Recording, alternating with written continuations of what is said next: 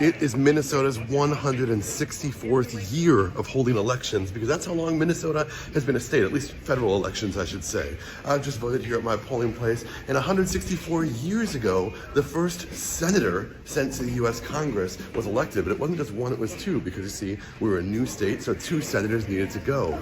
The senator who ended up going over to the over to Washington, D.C., sorry, distracted by the governor just over there, who happens to be in my neighborhood. He's literally voting right now.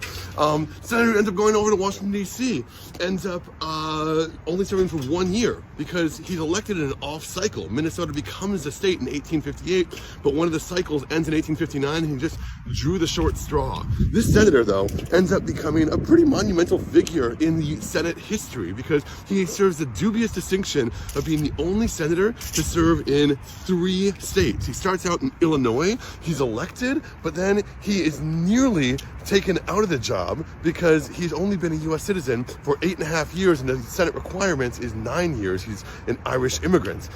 He does eventually get seated in Illinois, but loses his re-election, so he comes to Minnesota.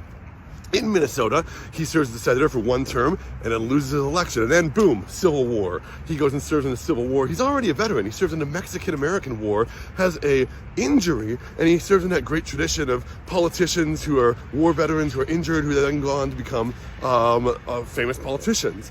He then ends his life in Missouri, where he serves as senator yet again. Now, again, a peculiarity, he's appointed senator with only 10 weeks left in the term, so he serves a partial term, but he serves that distinction of being a senator of 3 states in his career, the only person having done that.